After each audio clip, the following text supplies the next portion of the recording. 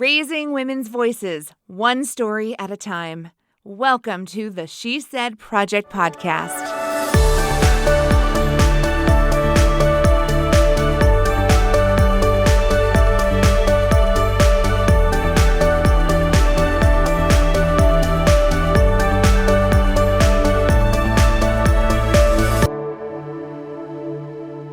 You are listening to the She Said Project podcast, where ladies from That's What She Said shows around the world or in Champaign, Illinois, come together to talk about the experience of sharing a personal story live on stage and the power and meaning that comes with that experience. My name is Jenette, Jurczyk, your host of this awesome podcast. I am the national director of the She Said Project. My dear friend and amazing inspiration and the wind beneath my wings is here in the Zoom studio with me, the one and only Miss Kerry Rossow. Wow, no pressure. The wind beneath your wings. Wow. I'm just in that mood today, Kerry. I mean, you're one of the founders of That's What She Said, which started as a live show in Champaign, Illinois back in 2013. And when you started this, you had an amazing team, an amazing group of women who you inspired to jump in and take this in so many amazing directions. And one of those, I didn't join the team until 2015. So I'm empowered and inspired because one of your original She Said sisters is here on our podcast today. I am over the moon to welcome her because as many stories as we've heard and as many sort of Me Too moments or that, that's how I feel or that's happened to me or the ones that never thought of life that way. All of it, I think, when I think back to those first days of either sitting on someone's patio or in a living room or sitting around the table at the country club, the power of encouraging each other. And I'm just going to say her name, Karyl Wackerlin. She was always sort of the voice of reason, the voice of encouragement. And then the many times we needed it, she was the voice of pull yourself together. Or if I was unsure, there were many things that I would feel like I would be at a crossroads and I could always count on Karyl's directness and honesty and that she truly understood the vision of what we wanted to do. And when I would get distracted by shiny objects, I could count on her to say, keep your eye on the ball. Yes, and she brought so many of her unique talents to the She Said family, and we'll get to chat with her about those. She appeared on stage in more than one That's What She Said production, but we're going to share one of those stories with our audience today. But first, let's bring her on the call. Karyl Wackerlin, one of the original She Said mamas, is here with us. How are you, sweetheart? Where are you? Well, I'm sitting in my home in Georgia, where I've been for 3 years. Not that I've just been home for 3 years. We moved to Georgia about 3 years ago this week, actually, and miss all you guys. We miss you too. Do you remember those early days of the She Said Project and figuring out how to share stories and how to create this unique world for women to have a voice? I remember hours of brainstorming. Just, you start with one little idea and then we all talk about it and then we pass it off to somebody else and talked about it some more. And I remember how the soul journeys were born because Kerry and I talked about photography. We talked about mission trips. She had just been to Haiti and I had been on some mission trips and we said, well, wouldn't it be fun to put together something where we could empower women to do something like that? And then all of a sudden, boom, Soul Journey was born. So that's the kind of brainstorming we did. And it really was pretty special. I love telling people who are learning about That's What She Said for the first time, that this group, this organization has either organized or inspired at least 7 separate trips to an orphanage in Haiti to create that opportunity for women to come together and provide that volunteerism, that fellowship, that purpose. We started with the idea of taking women, but then each of those women went back to their community and shared stories of that and of the camaraderie they had with the women along the way, not only the Haitian women, but the Soul Journey people on their teams. So it's really taken off, I think. And even though we haven't had one in a while, I would say what it did for us, for our souls, is going to stay with us forever. And the photos from those, well, especially the first trip, it really shines through, partly because of your talent as a photographer. But I'll be driving around my own local town and I'll pass Janine or Nancy, and there's just that like pitter pat in my heart of knowing we shared that together. And whether I see them twice a year or, right now, never, but we all share that connection with each other. And then with the women that we met when we were there. And that was all you, girl. Well, no, it was not me, but it was a good sisterhood that we built. And I know that we're going to do it again someday. Life is a little different now than it was 5 years ago when we took our first trip. So when life gets to be a little more like it was, then we'll talk about it again. But for now, everybody is branched off and they're doing their own Haitian trips somewhere. Even, it can be in Champaign, Urbana, it can be anywhere. What we learned from that, you can't take that away from us. I was thrilled to do it. So true. And the world needs that kind of compassion right now. And I think that we've all taken a piece of that with us. We owe you such a debt of gratitude, Karyl, for spearheading all those missions and really creating what became the She Said Soul Journeys. And what came out of so many of those groups of women was more opportunities to share stories and find their stories. And I'm going to segue real smooth here, but I want to talk about you and your story, particularly the one that you shared live on stage at the Virginia Theater in Champaign, Illinois. Back in 2015. Do you remember that experience? Do you remember that night? I do. It was one of the scariest nights of my life, actually. It was very, very personal for me. It was a journey that I had taken alongside my husband, and it was the courage that it took to stand up in front of a group of women and kind of bare my soul, particularly in front of my family and my closest friends who had kind of walked the journey with me. But it's amazing to see 5 years later how things have evolved since then. I mean, we've gotten involved in a ministry that we wouldn't have gotten involved with had we not done that. We've had a chance to tell our story many places since then. But still, I mean, the fright of doing that, but the bolstering up I felt of everybody who'd also told their stories. Unless you've done it once, it's hard to explain to people the strength you get from being vulnerable. And the vulnerability piece is the ticket. It's the ticket. I got strength from my faith to do that. I got strength from the She Said family to do that. And it takes vulnerability.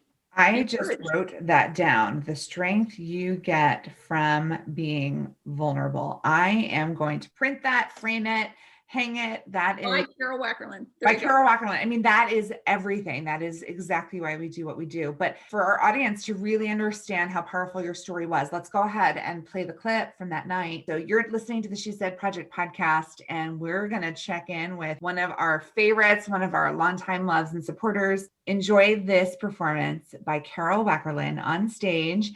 That's What She Said 2015 with her story, Trust Your Journey. 1 month ago tonight, I was sitting around a campfire in Haiti, making s'mores with the kids at God's Littlest Angels Orphanage and the 10 passionate women who had made the Soul Journey to Haiti with me. As coordinator of Soul Journey, one of my goals is to design trips that would empower, encourage, and inspire not only the women on our teams, but the GLA staff and the Haitian women we meet along the way. It takes passion and a sense of purpose to put these trips together. But before I could start, I had to go on a soul journey of my own. Mine began on August 27th, 2007. I remember that day like it was yesterday. We had just left home for a job interview in Atlanta. It was 10 a.m., way too early for my husband to be slurring his words as he talked on the phone. I didn't need any more proof that he'd already been drinking that morning, and with an uncanny, really strange sense of calm, I closed my eyes, I said a prayer, and I told him to take me home. I was finally ready to make the decision that life on my own would be better than life in the chaos that had taken over our 36-year marriage. In the quiet of the car that morning, the decision seemed really easy to make.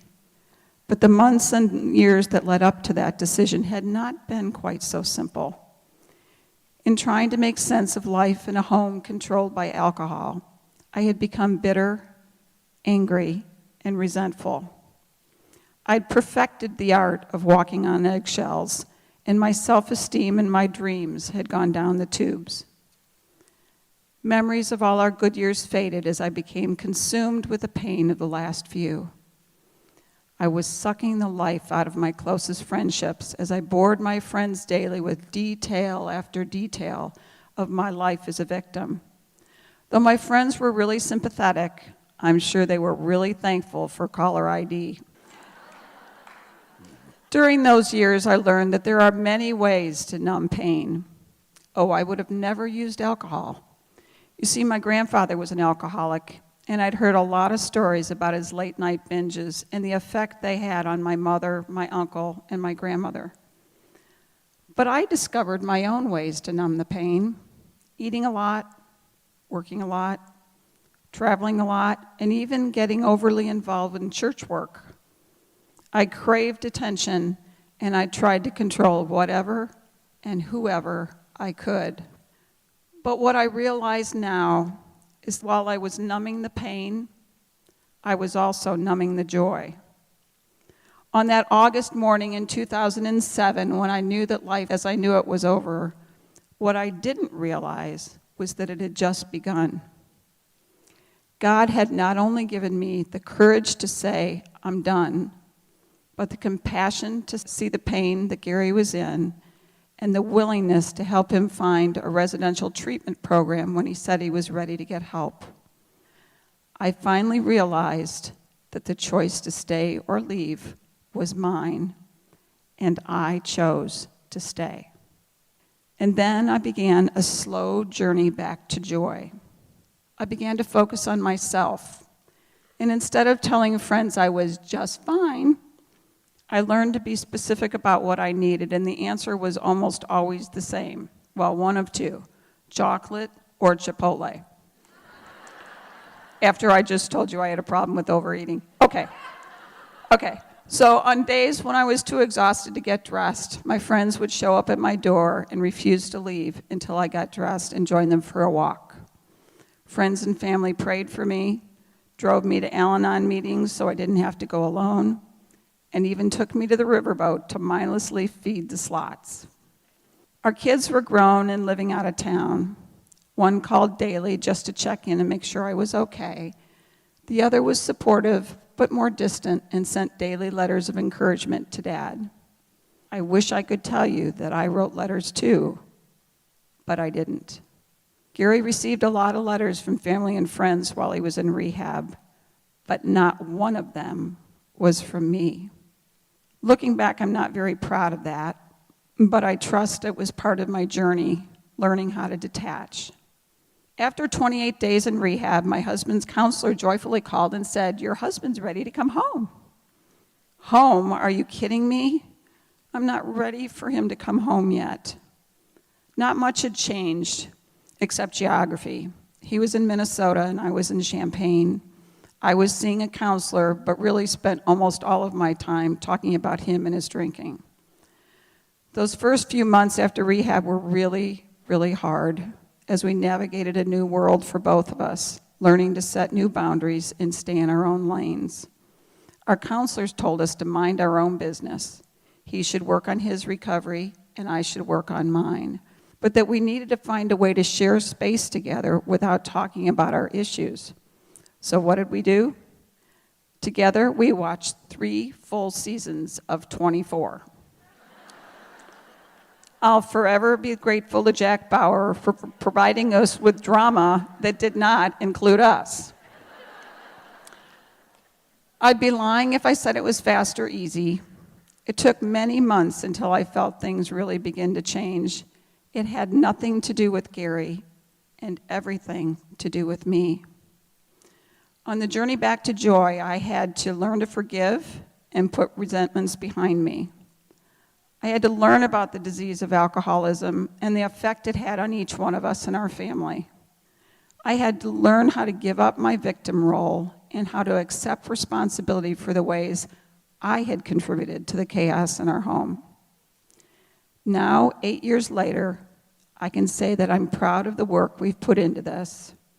On August 27th of this year, just 2 months after our 44th wedding anniversary, Kerry celebrated 8 years of sobriety.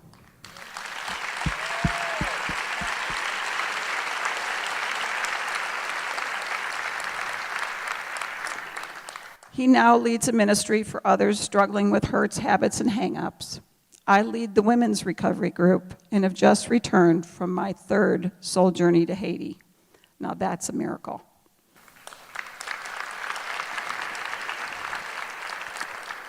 As I packed for this Haiti trip, I was amazed to see how much I could fit into my backpack. 8 years ago, I was lugging around so much dead weight that there was no room for joy or the cameras I used to see the world. Back then, my backpack was loaded down with resentments, anger, hurts from my childhood, need for approval, low self-esteem, and pride.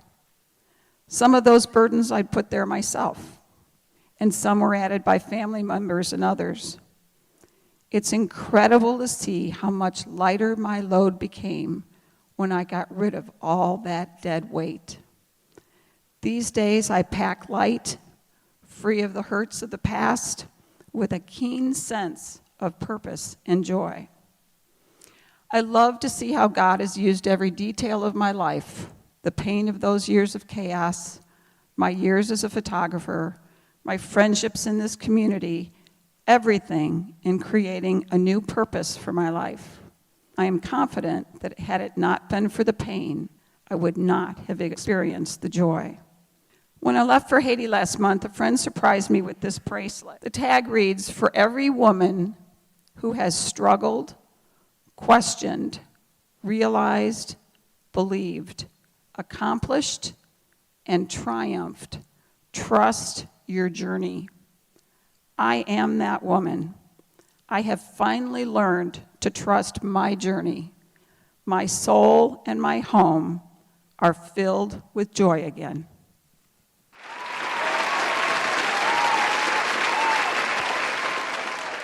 Okay, so if you don't know Karyl, one of the things you might not know is that Karyl is a crier. And you might not know that I am not, but I cannot tell you the joy in my life when Karyl starts going into cry mode and her voice starts going up a little higher. These are the greatest moments in my life because even though I have a cold, dark heart, her vulnerability and love and joy, like I look like the Grinch, like my heart starts growing and softening because what you see is what you get. And she just wears her heart out there. And if that means she's boo-hooing, she's boo-hooing.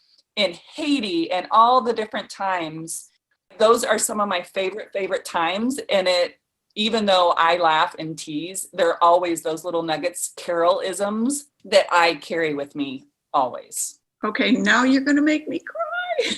There she goes. I love her so much. No, Karyl, Kerry, you don't know how much you continue to be an inspiration to That's What She Said and moving this mission forward.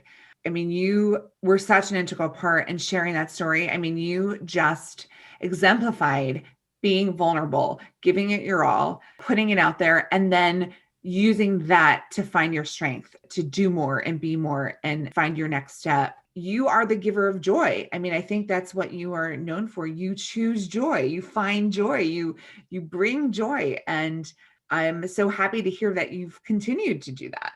How does it feel to go back to that night for just a moment and think of everything you've accomplished since? Well, it's kind of an odd experience to listen to that 5 years later, frankly. We're different people than we were back then.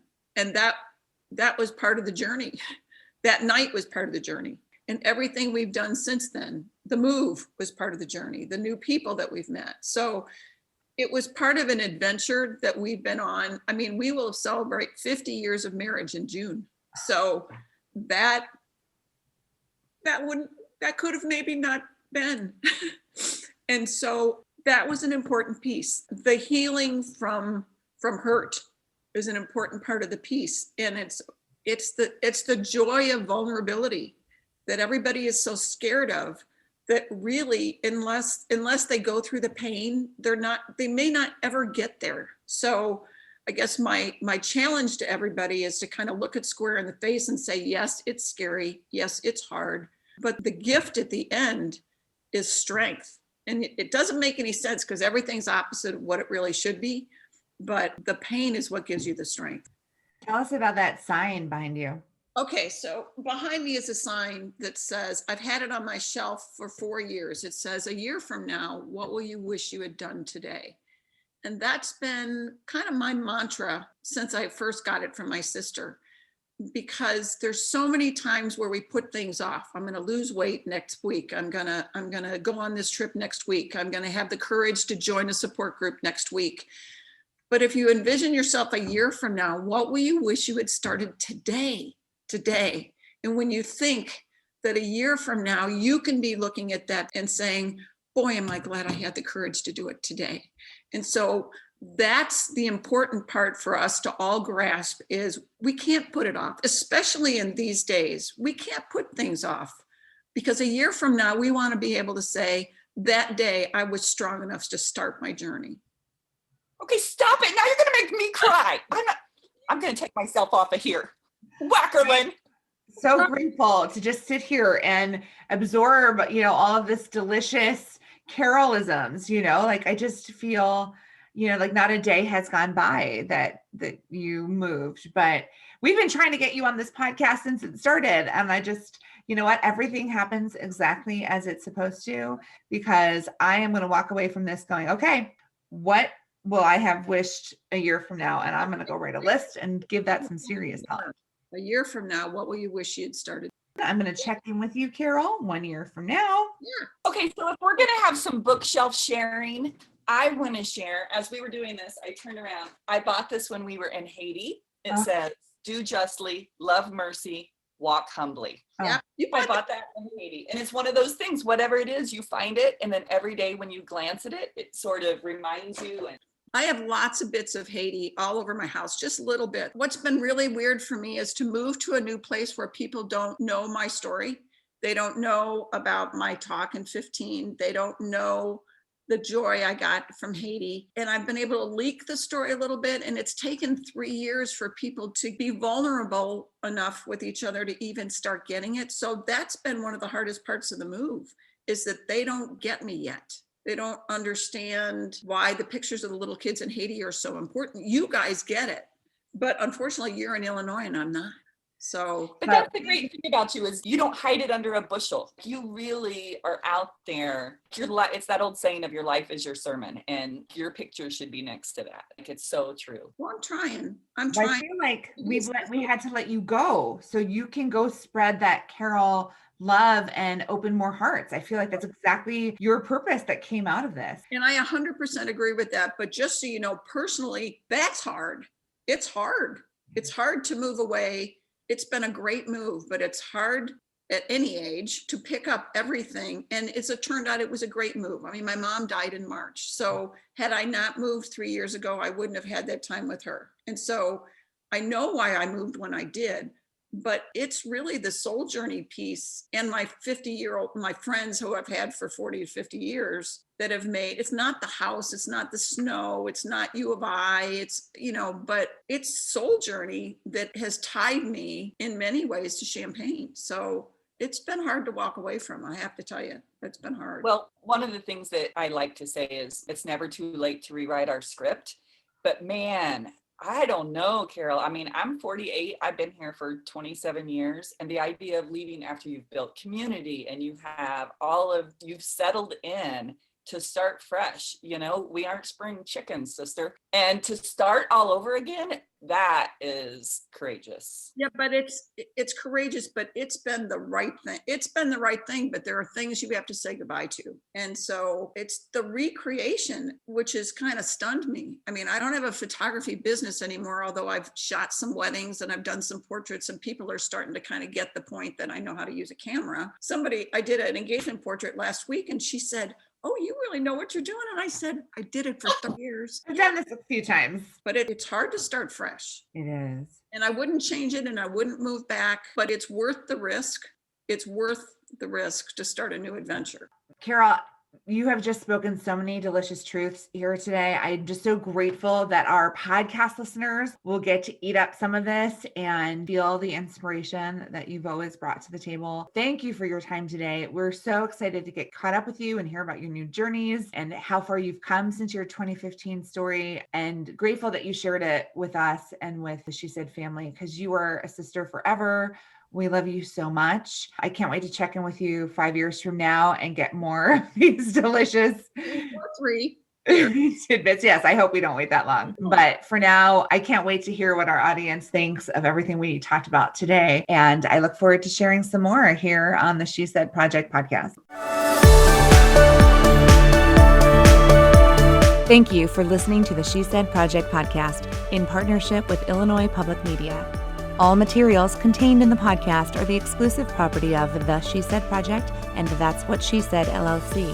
For more information on our live shows, go to shesaidproject.com. This podcast was made possible with support from Carl and Health Alliance and presented by Sterling Wealth Management, empowering women to live their best lives.